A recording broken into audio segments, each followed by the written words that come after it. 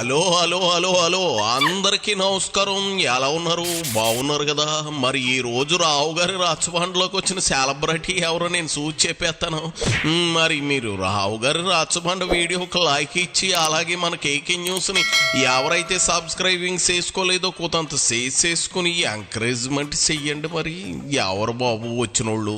ఓహో, జైల్లో పెడితే పెద్దోళ్ళు అయిపోతారు, పాపులర్ అయిపోతారని ఆ ఉండవెళ్ళి ఏ ముహూర్తాన్ని అన్నాడో తెలియదు కానీ వైసీపీ వాళ్ళంతా జైలుకు దారిది అంటూ క్యూ కడుతూ ఉన్నారు. పేర్ని, కొడాలి, వాణిలు, వంశీ, రోజాలు కూడా మేరా నెంబర్ కబ్బాయేగా అంటూ వెయిట్ చేసేస్తా ఉన్నారు. జైలుకి వెళ్ళేందుకు ఆరాట పడటం బాగానే ఉంది. లోపల కొత్త ఆళ్ళను మేపినట్టు మేపుతున్నారని ఎవరైనా రాంగ్ ఇన్ఫర్మేషన్ కానీ ఇచ్చారా? అదైతే నాకు అర్థం కావట్లేదు. ఈ మధ్య అంబటి నన్ను వెయ్యండి బొక్కలో అంటూ తెగవాగుతున్నాడు. అసలు ఆంబోతురు అంకుల్ ఏంటో చూద్దాం రండి. ఇదిగో అంబటి, సూటిగా సుత్తి లేకుండా మ్యాటర్లోకి రావోయ్. అంతేకాదు, ఇప్పుడన్నా చూసామండి ఐపీఎస్ ఆఫీసర్లు ఎవరు వీళ్ళందరూ? చంద్రబాబు నాయుడు గారిని అరెస్ట్ చేసినప్పుడు ప్రభుత్వానికి సహకరించారనే ఒక డౌట్ ఉంటే దాని మీద యాక్షన్ తీసుకో, తప్పలేదు. వేరే ఏదో బాంబే నటి పేరు మీద ఒక కేసును తోడి దానిలో 3 ఐపీఎస్ ఆఫీసర్ని సస్పెండ్ చేశారు. కొంతమంది ఐపీఎస్ ఆఫీసర్లని అరెస్ట్ చేశారు. వారికి పోస్టింగులు లేవు. సస్పెండ్ అయిన వాళ్ళు కాదు, సస్పెండ్ కాని వారికి కూడా ఇంతవరకు పోస్టింగ్లు ఇవ్వాల. పోస్టింగ్లు ఇవ్వకోకుండా ఐపీఎస్ ఆఫీసర్ల మీద, ఉద్యోగుల మీద కూడా కక్ష సాధించేటటువంటి పరిస్థితికి ఇవాళ మీరు ఉండి, కక్ష సాధింపు నాకు ఆ ఉద్దేశమే లేదు, నేను కక్ష సాధించేటటువంటి మనిషినే కాదు, నేను వివేకానందుణ్ణి, బుద్ధుణ్ణి, గాంధీ మహాత్ములు లాంటి వాడిని అని నువ్వు చెబితే నమ్మడానికి ఆంధ్ర రాష్ట్ర ప్రజానీకం సిద్ధంగా లేదు. ఎందుకంటే మిమ్మల్ని 40 సంవత్సరాల నుంచి మీ రాజకీయ జీవితాన్ని ప్రతి పేజీని చదివినటువంటి వ్యక్తులు ఈ ఆంధ్ర రాష్ట్ర ప్రజానికి. ఏదో కొత్తగా వచ్చిన వాళ్ళు ఎవరన్నా నమ్ముతారేమో నాకు తెలియదు. కేసు లేకపోతే ఎలా తోడతారు అంబటి? ముంబై నటి జత్వానిని ఎంత ఇబ్బంది పెట్టారో మర్చిపోయారా? అలా తప్పుడు కేసులు పెడితే సన్మానాలు చెయ్యాలా, అవార్డు ఇవ్వాలా? నువ్వు కూడా మీ జగన్ రెడ్డిలా మాట్లాడకంబటి జనం నవ్వుతున్నారు, జోకులు వేసుకుంటా ఉన్నారు. ప్రతి ప్రెస్ మీట్ లోనూ ఐటమ్ రాజాగా మారుతున్నాడు మీ జగన్ రెడ్డి. 40 ఏళ్ల బాబు గారి రాజకీయ ప్రస్థానంలో 14 ఏళ్లు సీఎంగా ఉన్నారు. మరోమారు సీఎం అయ్యారు. జనం ఆయన్ని నమ్మకపోతే అన్నిసార్లు సీఎంగా ఎలా చేసేస్తారు చెప్పు? ఈ మాత్రం లాజిక్ కూడా నీ బుర్రకు తాటలేదా? మైండ్ ఉందా? సుకన్య ఇంట్లో ఫ్రిడ్జ్ లో కానీ పెట్టొచ్చావా? అంతేకాదు, ఇంకోటి చెప్తున్నా, బాధతో చెప్తున్నా, సోషల్ మీడియా యాక్టివిస్టులు మీ మీద పోస్టులు పెట్టారని, మీ అబ్బాయి మీద పోస్టులు పెట్టారని, మీ పార్టీ మీద పోస్టులు పెట్టారని, ఎప్పుడు వైఎస్ఆర్ కాంగ్రెస్ పార్టీ అధికారంలో ఉన్నప్పుడు పెట్టారని ఇవాళ మీరు అధికారంలోకి వచ్చిన తర్వాత వాళ్ళని అరెస్ట్ చేస్తున్నారు. ఎలా అరెస్ట్ చేస్తున్నారు? అర్ధరాత్రి పూట వెళ్తారు పోలీసులు, తలుపులు పగలగొడతారు, వాళ్ళని పట్టుకుని తీసుకువెళ్తారు. కేసు ఎక్కడ పెడతారు?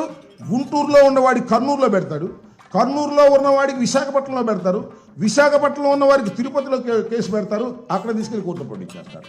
ఒక కేసా? ఒక కేసు కాదు, ఒకే పోస్ట్ మీద రిపీటెడ్గా 40, 30, 20 కేసులు పెడతారు. దీనిలో బెయిల్ రాగానే పీటీ వారెంట్ వేసి దానిలోకి తీసుకెళ్తారు, దానిలోకి బెయిల్ రాగానే ఇంకో చోట తీసుకెళ్తారు. నెల రోజులు, 30 రోజులు, 40 రోజులు, 50 రోజులు, 2 మాసాల వరకు కేవలం చిన్న సోషల్ మీడియా కేసులో నిర్బంధించి భయపెట్టాలి, కక్ష సాధించాలి అనే దృక్పథంతో మీరు ప్రయత్నం చేస్తూ సోషల్ మీడియా యాక్టివిస్టులను ఊరకే అరెస్ట్ చేశారా?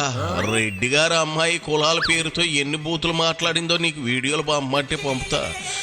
నీకు అవి చిన్న కేసుల్లా కనిపిస్తా ఉన్నాయా? హద్దు అదుపు లేకుండా నోటుకొచ్చినట్లు వాగిన వాళ్ళకి బుద్ధి చెప్పాలి, గట్టిగా బుద్ధి చెప్పాలి. ఇంకోసారి బూతు మాట్లాడాలి అంటే కింద తడిసిపోవాలి. ఎందుకు జగన్ రెడ్డి 2019లో గెలిచాక ఏమన్నాడో ఓ పాలు చెప్పు. కక్ష సాధింపు నా లక్ష్యం కాదు, నేను అలాంటి మనిషిని కాదు, నేను చాలా బుద్ధిమంతుణ్ణి, పరిపాలనా దక్షుణ్ణి అని మీరు చెప్పుకోవడం, మీ పత్రికలు బాకాలు వాయించడం, అటు ఇటు. మీకు పత్రికల్లో ఒక పలుకుబడి ఉంది, మీకు మీడియా ఉంది, ఛానల్స్ ఉన్నారు, మీరేం చేసినా అద్భుతం, అమోఘం అని పొగిడేటటువంటి వారు ఉన్నారు. కాబట్టి మీరు పొగిడే కార్యక్రమాలు చేసుకుంటూ ఉన్నారు. మీ జీవితం అంతా కక్ష సాధింపులతోనే నడిచింది. బాళేగా నిజాలు చెప్పవయ్యా అంబటి. నిజంగా మీ బ్లూ మీడియా ఛానల్స్ తెగ జగన్ భజన చేసి బొక్కబొరలో పడ్డాయి కదా. పేర్లు అవసరం లేదు కదా, ఆఖరికి సర్వేలు కూడా మీకు ఫేవర్గా ఇచ్చాయి. జగన్ రెడ్డి పెద్ద భజన బ్యాచ్ని ఎంకరేజ్ చేశాడు అంటావు. మరి 100 కోట్ల మూట చెప్పాడు కదా, ఏమైంది? 5 ఏళ్ళు భజన చేశారు, 11 సీట్లకు దిగజారిపోయారు. ఇప్పుడు మీ ముఖం చూసే నాదుడే లేకుండా పోయాడు. ఏటొచ్చి మీ ఆకుపక్షి ఆ సాక్షియే మీ లైవ్లు ఇవ్వలేక కింద మీద పడుతుంది. అది మీ పరిస్థితి. జగన్ ఎలాంటి స్కెచ్లు వేస్తాడో చెప్పు, అసలు ఎలాంటి వ్యక్తో చెప్పు. అయితే మీది ఒకటి ఉందిలే, అందరూ మెచ్చుకోదగిన అంశం ఏంటంటే కక్ష సాధింపులు అంటే కనిపించవు బయటికి. మా ప్రాంతంలో చెబుతారు, మీ ప్రాంతంలో ఉందో లేదో, తడిగుడ్డలతో గొంతులు కోసేయటం, మటలు చేయటం ఉండవు, తడిగుడ్డలతో గొంతులు కోసేయటం ఏకంగా. పోస్ట్ మార్టంలో కూడా దొరకదు, ఎక్కడ కొట్టింది అర్థం కానంత ఘోరంగా కక్షలు తీర్చుకునేటటువంటి స్వభావం కలిగినటువంటి వ్యక్తి. ఏందేంది అంబటి, హాఫ్ బాటిల్ గాని ఫుల్గా వేసి వచ్చావా? ఆట జగన్ మీద ఒంటకాల మీద లేస్తా ఉన్నావు. నిజమేలే, తాడిగుడ్డలతో గొంతులేం కర్మ, గుండెపోటంటూ గొడ్డలు వేయడం అలవాటేగా మీ జగన్ రెడ్డికి. అంత మాత్రాన ఆట బాటంగా చెప్పేస్తావా? సరే, ఫ్యాక్షన్ బ్యాక్గ్రౌండ్ నుంచి వచ్చాడు, చంపడం చంపించడం క్షణాల్లో చేయగల సమర్థుడు, అందరికీ తెలిసిన మ్యాటరే అయినా నువ్వు ఇట్టా బయట పెట్టడం ఏమీ బాగోలేదు, అసలు ఏమీ బాగోలేదు. అంతేనా? ఇంకా జగన్ తిడతావా? కక్కేయి, ఫుల్గా కక్కేయి. ఏదైనా తన అధికారం కోసం ఎంతకైనా తెగించేటటువంటి వ్యక్తి. హత్యలకు, కుట్రలకు, కుతంత్రాలకు, కక్ష సాధింపులకు, అధికారం పొందటం కోసం, పొందిన అధికారాన్ని నిలబెట్టుకోవడం కోసం ఎంతకైనా దిగజారేటటువంటి వ్యక్తి. నో డౌట్, ఇవాళ ఏదో పిచ్చి కుక్క కరిచింది, పట్టించుకోకుండా ప్రెస్ మీట్ వచ్చేసేవయ్యా అమ్మటి. జగన్ ఎలాంటి వ్యక్తో జనానికి మా బాగా అర్థమయ్యేలా చెప్పావు. ఈ 2 మాటలు చాలు జగన్ రాజకీయ భవిష్యత్తుకు సమాధి కట్టడానికి. వెనకటికి నీలాంటిడే రేచెకటి ఉందరా మగడా అంటే 2వ ఆట సినిమాకి తీసుకెళ్తా అన్నాడట. అలా ఉంది జగన్ రెడ్డి పరిస్థితి. నిన్ను గుడ్డిగా నమ్ముతా ఉంటే నువ్వు ఆయనకు గట్టిగా దింపేస్తా ఉన్నావు. ఏడాపెడా చాలు, ఇంకా నా వల్ల కాదు, ఈ నిజాలు తట్టుకునే ఓపిక నాకు లేదు అంబోతూ. ఇక బయలుదేరు, ఏళవయ్యా ఇళ్ళు.